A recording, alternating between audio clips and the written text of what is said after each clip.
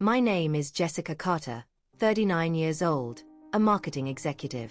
I've always considered myself a woman with sharp insight, able to notice subtle details that others miss. That Thursday morning, however, my resolve would be tested in unexpected ways. I logged into the virtual meeting, the overcast sky mirroring my mood. It was 10 a.m. in my Chicago office, and the screens glowed, revealing the faces of my team.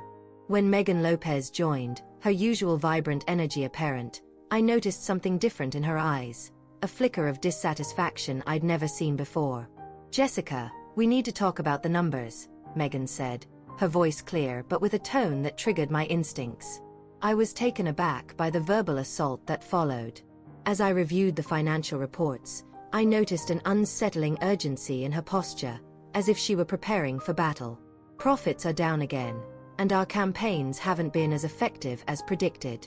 We need a radical approach," she continued, as if trying to convince me to agree with her vision.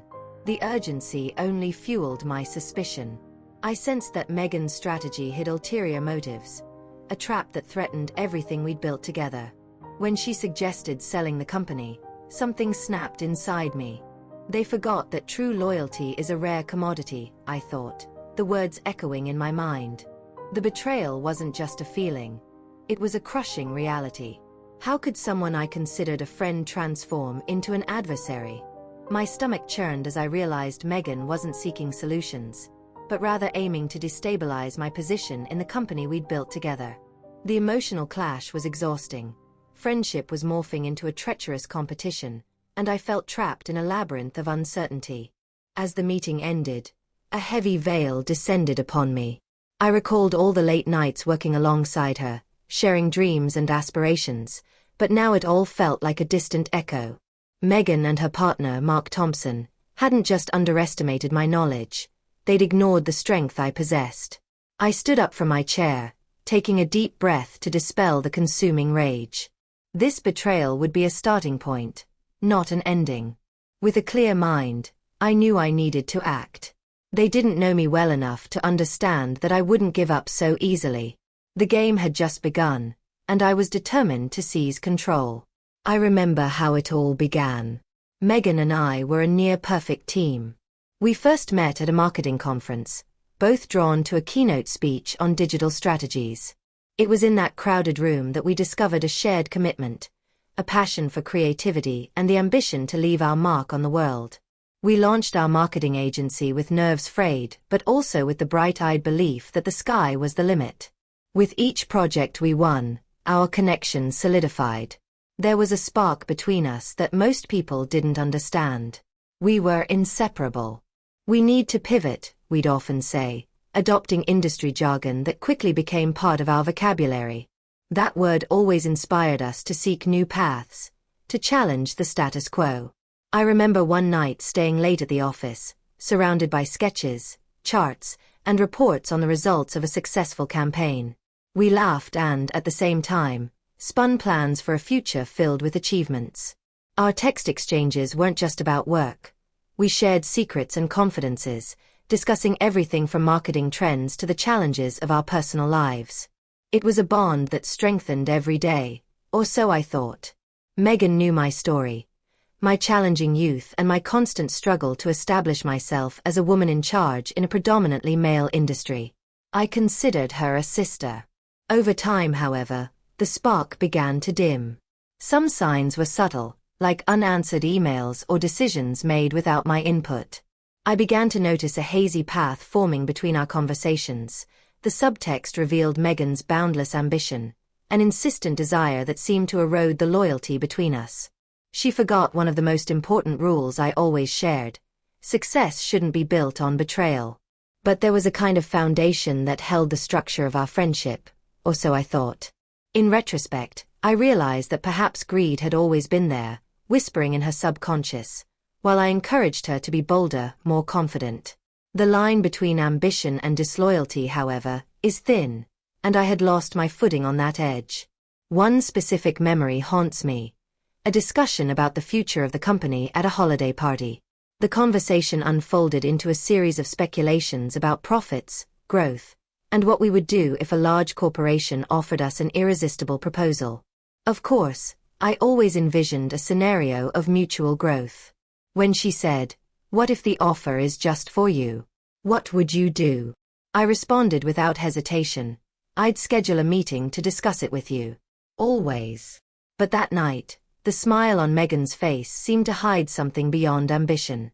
I started feeling increasingly isolated in my own company, as Megan grew in influence, supported by the consultant, Mark Thompson. He was shrewd, dispensing advice that seemed flattering but had an undercurrent of manipulation.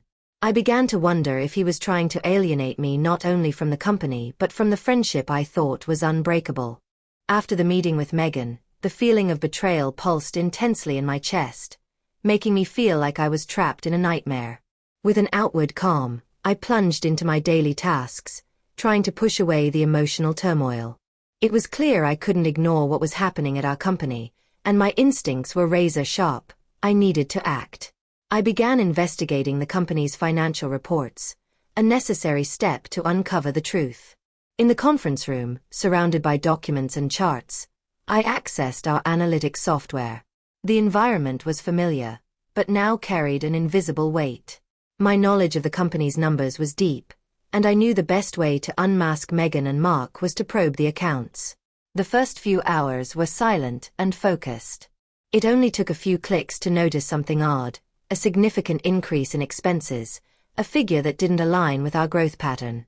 Details that were once routine became question marks. I recalled past conversations and realized I was following a trail that could turn the tide in my favor. The situation intensified when my phone rang. It was Jason Mitchell, a friend and colleague in the industry who always had valuable information. I shared my concerns and suspicions about Megan and Mark. "If you have doubts, Jessica, you need to look closer at the sales figures. Secrets often reveal themselves when the pressure mounts," he advised, his voice firm and encouraging. That call shed a new light in my mind. I should delve deeper into the numbers, and so I did. With each new analysis, more inconsistencies piled up. That same night, I prepared a detailed list of all the strange patterns I was observing. My mind became a labyrinth of calculations, charts, and reports, while adrenaline coursed through my veins. With renewed focus, I initiated an investigation of the company's emails. It was a risky step, but a simple search on the server, using keywords like sale, opportunity, and investor, could bring to light a truth that Megan and Mark were trying to hide from me. Each search was like unearthing a piece of a partially assembled puzzle, waiting to be completed by me. The first email exchange I found wasn't a simple routine report. It was a conversation between Megan and an investment bank about a strategic opportunity involving the sale of the company. A chill ran down my spine as I clicked on these messages. With each line I read, the betrayal became more evident. The feeling that I was being excluded and manipulated reached a new peak. A specific message mentioned discreet meetings that had taken place in recent weeks. My heart rate increased, knowing I was dealing with something that could define the fate of our company. The details exposed an elaborate plot, where Megan was orchestrating her ascent at the expense of my trust. How could someone I once considered a friend become such an adversary? A silent rage began to form within me, transforming into motivation. What might have once been just numbers now became a tangible truth, and I couldn't let this opportunity pass without acting. A new idea began to sprout, a strategy that would not only defend me but also unmask their treacherous intentions. I needed a plan, and I needed it fast. Analyzing the situation objectively, I realized that any setback could be turned to my advantage. My determination grew. If Megan and Mark thought they were safe in a game of intrigue, they were about to discover that I was a player too. With each new piece of evidence I collected, a complex scenario of damaged relationships began to unfold in my mind. With my heart pounding, I began to outline a strategy. I would take the matter to a larger meeting with the team, where the truth could finally be exposed. The following days were intense. I took a deep breath, motivating myself to be methodical, focused on every detail of the plan forming in my mind. Determined to protect what I had built with so much sacrifice, I began to deepen my investigation into Meghan and Mark's suspicious transactions. To do this, I searched for material indicating connections, allies, and strategies they might be using in the shadows. Beyond the emails I had already analyzed, I started to map the network of suppliers and partners of the company. My marketing skills weren't just theoretical. I had the ability to see beyond the obvious and understand the dynamics of the small order of business that, in reality, formed part of a much larger and interconnected ecosystem. What was simple observation transformed into a grand plan to stem the betrayal before it fully manifested. I joined forces with some trusted collaborators, people who had been by my side over the years and with whom I shared both the vision and the fundamental values of our company. One of them, Michael Reed, had always been my right hand in the financial sector. With him, I established discreet meetings where I shared my growing concerns about Meghan and Mark, along with the data that was beginning to paint a broader scope of information. Jessica, you can't think they're just doing this for themselves. This isn't just a personal betrayal, it's an attack on our culture of loyalty, Michael said, his grave voice echoing what I already felt. He then helped me create a spreadsheet detailing every interaction Meghan had with our resources, every expense that seemed diverted, every potential contractor who approached. As the volume of information increased, I realized I wasn't just collecting evidence. I was tracing the true nature of the betrayal. Meghan's connections began to form a puzzle that would give me the clarity I so desperately needed. I began to observe how she communicated with suppliers, analyzing which ones were most frequent in her interactions and which ones could be facilitators of her plot. What started as hidden intentions transformed into a clear pattern. One of the most impactful discoveries occurred when I located a supplier who, apparently, hadn't been officially integrated into our operations. Every registered purchase had a direct impact on expenses, with irregular payments that claimed to be for samples or consultancies. Making a few calls, I realized that this supplier was linked to Mark, offering back-channel deals in the shadows of our company, a possible interest in taking control of entire sectors. With this information in hand, I began to activate other points of contact.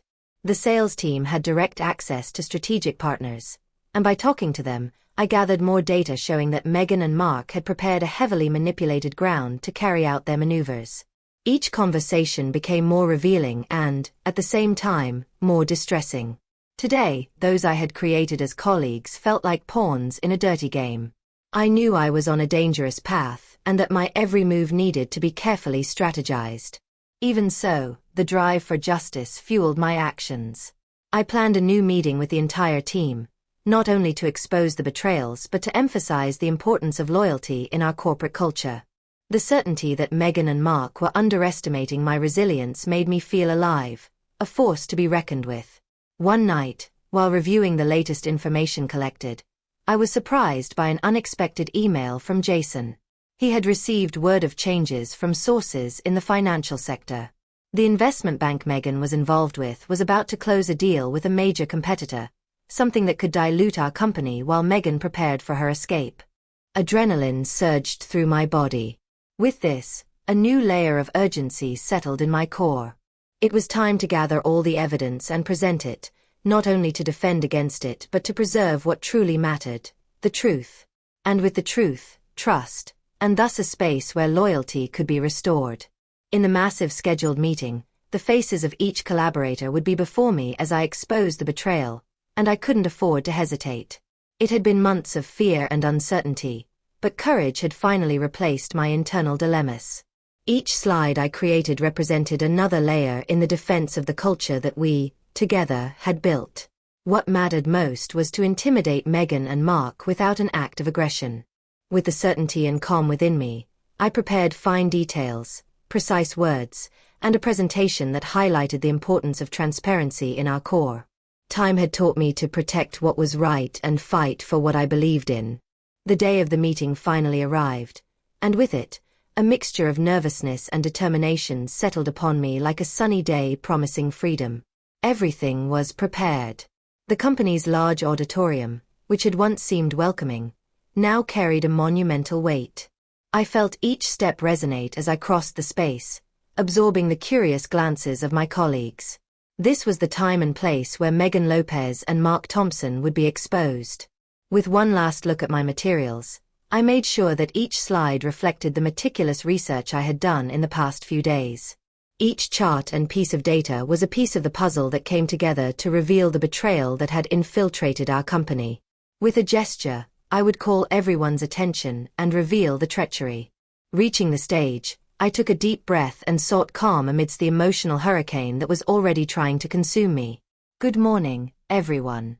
Thank you for being here. Today, we're going to discuss some crucial information about the future of our company.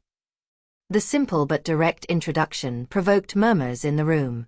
The atmosphere was electrified, charged with anticipation and curiosity. As the presentation unfolded, I saw each face before me reflecting the attention and engagement of the audience.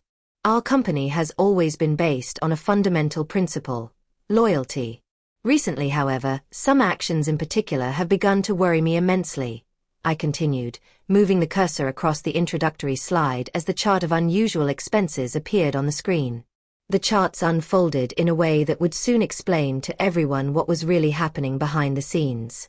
These charts show unusual growth in expenses that, in my dedication as a market analyst, seem to me, at the very least, strange, I said, observing the audience's reactions. Megan and Mark's furious glances cut my skin like sharp blades. I needed to maintain my composure. Confidently, I moved to the next slide. As you can see, these payments don't fit into our normal operations. The transactions that were made with a supplier who wasn't formally integrated into our operations raise serious questions. Here are the emails that confirm a series of secret meetings between Megan and an investment bank, as well as details about a possible misappropriation of our capital. The murmurs increased in the room, and I could already feel the tension rising like a ripple of concern. Megan and Mark planned to sell the company without my authorization, without consulting the team, and much less involving the shareholders, I stated, clicking through the following slides. My colleagues' faces went from confused to alarmed. Disbelief marked every expression. Then, I met Megan and Mark's gaze. The expression on their faces was one of despair, as if they realized they were about to be exposed. These actions are more than an act of disloyalty. They are a betrayal, a direct violation of the trust we all placed in them. It's an offense not only to me, but to each of you who battles every day to make this company grow, I declared, emphasizing each word. The room was silent, and the gravity of the situation began to crystallize. For a moment, I imagined the memories of the company's founding, the shared dreams, the goals discussed, the joy of the first client who arrived. With each word I uttered, the images merged with the pain of betrayal. But that pain transformed into strength. The next slides showed data from the financial transactions that evidenced the connection between Megan and the supplier, revealing the paths they tried to take without my supervision. We all need to understand that transparency and communication are essential, and that's what made us triumph until now. If we let ambition cloud our vision, we will lose everything. The heat of my determination spread through the room. I could feel the change. The faces of fear and disbelief were transforming into support as the data became increasingly ingrained in everyone's minds. Questions began to arise. The employees behind me spoke out in support, demanding the truth. And the truth, I had in my hands. In a climactic moment, I revisited one of the slides with the emails, projecting again the texts that revealed the betrayal to me. This is an example of what Megan wrote to an investor. We are ready to make a significant change that could lead to a sale of the company. It's the best way out for everyone. The tension in the room became palpable, and even though I knew that what I was doing could turn those scales of support into uncertainty, I also knew that this was the only way to purge the betrayal. Megan tried to interrupt, rising quickly. "Jessica, that's not true, she stated desperately, but her voice was lost amid a chorus of protests from the team. The room erupted in a tumultuous aftermath of the revelation. Voices of support and solidarity resonated powerfully, filling the space that had previously felt oppressive with a fresh air of renewal. I looked at the faces of my colleagues, some shocked, others indignant, but all united in a sense of determination. Megan and Mark were cornered, their masks of cordiality no longer holding. "We need to act swiftly," Michael Reed said, taking the floor. If they were betraying our trust like this, we can't let them continue to lead the company. The voices joined in a clamor for justice, demanding that something be done before the betrayal solidified into irreversible actions. I nodded, understanding that the next step needed to be strategic and careful. Amidst the commotion, the proposal for an investigative committee emerged. It was a way to formalize the concerns we had just experienced and ensure that this would not happen again. The idea was received with enthusiasm. My heart quickened at the thought of a future where the company's power structures would be built on principles of transparency and honesty. We will assemble a select group to review the evidence and take appropriate action, I declared, feeling conviction wash over me like a refreshing wave. Eyes lit up with the hope that truth would prevail. Megan and Mark were being watched, and I was prepared to ensure they were held accountable for their actions. In the following days, the pressure mounted. The once welcoming atmosphere transformed into an arena where everyone began questioning each other's loyalties. I wondered if Megan was trying to recruit allies, seeking to circumvent the situation. Meetings became intense and delicate moments, and I needed to maintain my composure and logic. During the now formalized investigation, we gathered as much evidence as possible. I gave access to all exchanged emails, financial transaction analyses, and testimonies from colleagues who had seen or heard more than expected. Each new contribution reinforced the condemnation of Megan and Mark, and the pressure on them increased. As the truth crystallized in the minds of the team, the support among colleagues grew. An emergent leadership began to form, a moment of unity I never thought I would see. Together, we developed a presentation that would involve upper management and other shareholders. The determination was contagious. Our new culture would abandon betrayal and emphasize loyalty. In the meeting with the board, familiar faces rotated. It was my moment. I listened to Michael speak about the financial aspects, while I remained focused on issues of integrity and morals. We created a safe space for everyone to express their concerns and doubts. Over time, the previously silent voices became increasingly audible. Beyond our team, we have demonstrated that we are an organization committed to trust and transparency, I declared in a firm tone. For Megan and Mark, the impact was clear. The environment was changing, and they were losing control. As the meeting progressed, we presented data on financial transactions that evidenced the connection between Megan and the supplier, revealing the paths they had tried to take outside our supervision. This diversion is not only a violation of our trust, but also a disrespect to each of you who battles every day to make this company grow. With that, the room became an echo chamber of support. I felt the strength of the team. One of the slides showed a summary of the exchanged emails, among which one in particular caught attention. We are ready to make a significant change that could lead to a sale of the company. It's the best way out for everyone. The words echoed in tense silence, and from there came looks of disbelief. Megan tried to interrupt, rising quickly. "Jessica, that's not true, she affirmed desperately, but her voice was lost amidst the team's protests. "Silence, please. Megan. This data speaks for itself. The evidence is here and cannot be ignored." I wouldn't let emotional blackmail silence my voice. At that moment, I realized I was more focused on the truth than on the pain of betrayal. The truth was laid bare. I had exposed not only Megan's betrayal but also raised the morale of a team fighting to preserve what everyone had built.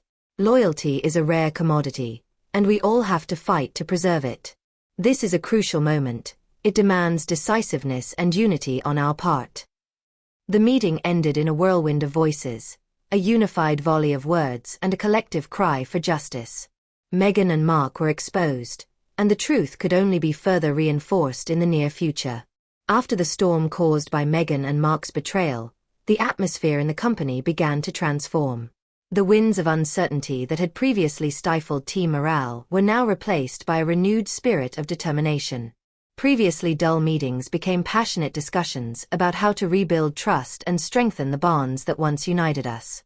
The internal investigation continued, and the sense of anticipation in the office was palpable. For many, the issue wasn't just about finding the guilty parties, but about the need to create a future where loyalty and transparency were fundamental.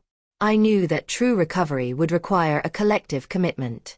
I decided to create a space for everyone to express their opinions. I created a safe environment where colleagues could share stories, concerns, and hopes. We're here because we believe in something bigger than ourselves, I began, trying to inspire them. We need to unite now more than ever. Each of you has a vital role in this rebuilding, I continued. The response was immediate. The previously worried faces now lit up with the possibility of a new path. Collaboration among colleagues flourished. New ideas emerged, from mentorship programs to wellness initiatives that prioritized our mental health. A new culture was forming, focused on honesty and loyalty. Together, we decided to create a code of ethics that formalized our guidelines and ensured a respectful work environment. After weeks of analyzing the evidence of the betrayal, the conclusions of the investigation were presented.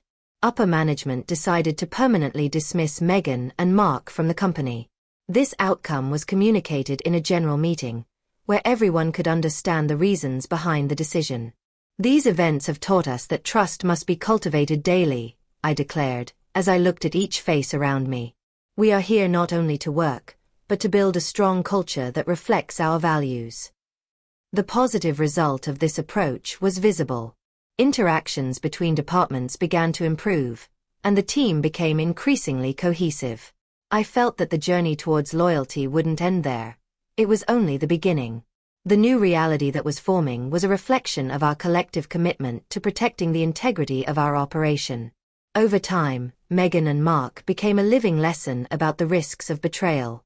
Weeks passed, and the atmosphere in our company resonated with a spirit of renewal. There was a feeling that we were in control of our destiny.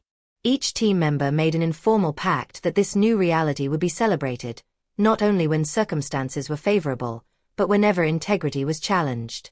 The journey had demanded courage, but it had also brought a new understanding of what loyalty truly meant. Looking back, I realized I was surrounded by a team that now shared not only a job, but a common purpose. Through trial and error, the essence of our organization had been restored. As I looked into the eyes of my colleagues, I felt that the wounds were healing, and determination was giving way to hope. That experience had shaped not only our company, but also myself. The fight for integrity had become a part of who I was, a value to be defended every day by all of us. It was a new day, and renewed trust was becoming not just a goal, but a path to follow. The future was full of possibilities, and I, along with my team, was more than ready to face it. True loyalty manifested itself not only in action, but in the way we strived daily, solidifying our commitment to a brighter tomorrow.